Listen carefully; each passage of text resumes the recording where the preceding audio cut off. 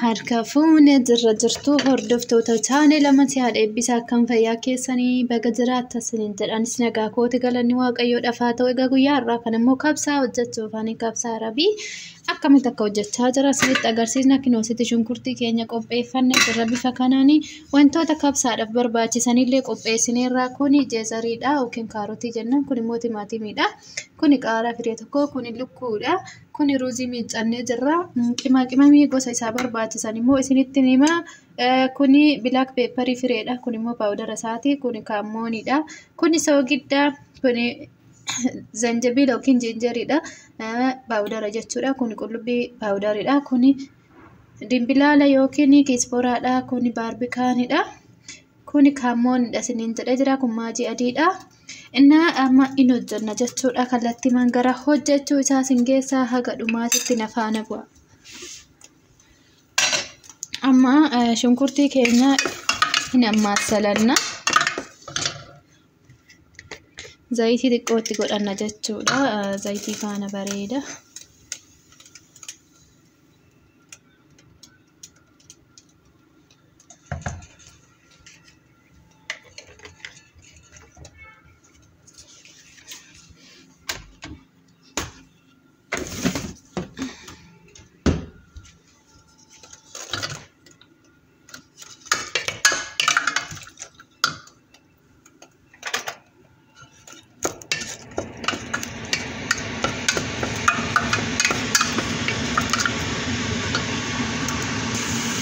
Irna hordoftoota keenya bifa kanaan shunkurtiin keenya kalariin isaa yoo nu diimatee jedhee lukkuu keenya qopheeffanne itti gashina jechuudha.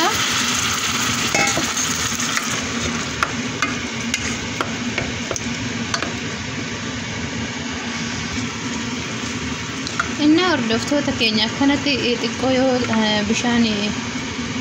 shunkurtii fi lukkuun keessa ture jedhee amma qimamii keenya itti gashina jechuudha.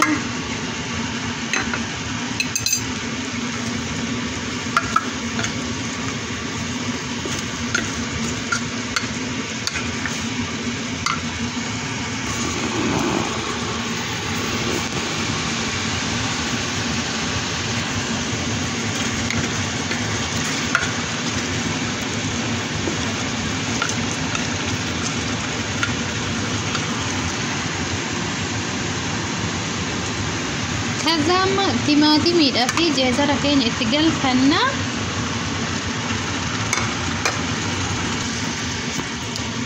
Inna hordoftoota keenya bifa kanaan xiqqoo shunkurtii timaatimii fi jeezara lukkuudha xiqqoo waliin takattakee gaafa jedhe salsaa xiqqoo itti godhanna ittiin baay'isnu gara malee illee diimateen jaaladhu waan hin ta'eef jidduma galeessa goona. Inna amma kun takattakee waggaa jedhe bishaan itti nadhadhumarra xiqqoo fa'a. Inna hordoftoota keenya akkanatti xiqqoo hin qadaanna jechuudha waan takattakuu agasii immoo bishaan keenya immoo asitti ho'ifanna itti naqna jechuudha. Qaara ruuzii faana keessa buusna waan ta'eef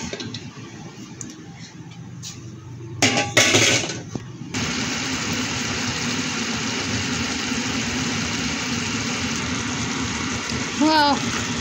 Bifa kanaan amma kun bishaan illee fixateera tan takattakee jira. Amma bishaan itti naqanna jechuudha nu faana bu'aa gadhuma.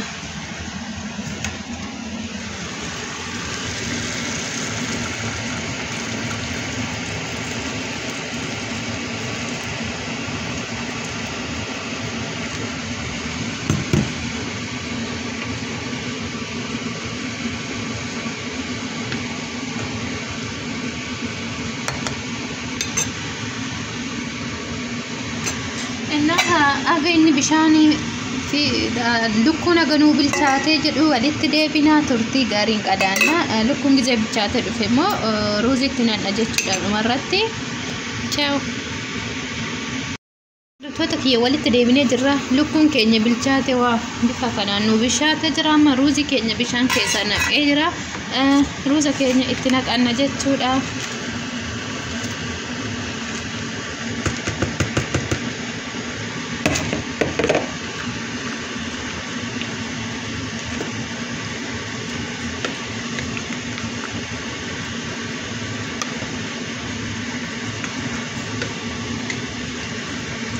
كانت ولين والراسني جرابة خمسة جايبات وطني جتشودا هاga bichaate dheeffanutti walitti deebina waaw kana hordoftoota keenya amma bichaate jira jechuudha kabsaan keenya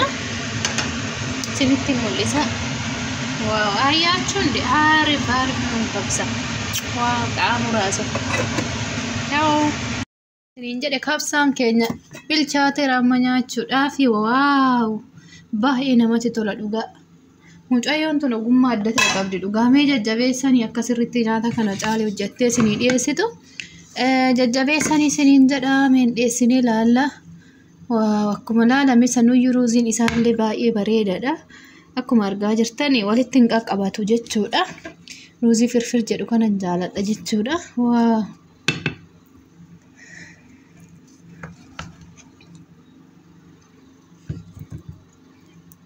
argitanii miti baay'ee tokko xaamillee qaba akkuma argaa jirtan akkuma suuraa irra jiru kana bifti isaallee baay'ee tokko namatti tola hundi keessanuu ilaala irraa baradhaa akka irraa waa baratanii fi waa tokkoof hojjechuun namni gaafa waa qopheessu akka irraa barannuufi malee akka callisnee ilaalluuf miti jechuudha kanaaf hundi keessanuu itti fayyadamaa viidiyoo kana immoo jaalattan laayik sheer godhaatii hiriyoota keessan biraan ga'a nu jajjabeessaa isiniin jenna waaw kanaafuu amma ruuzii keenya shaka shakuudha fi kamaa rabbu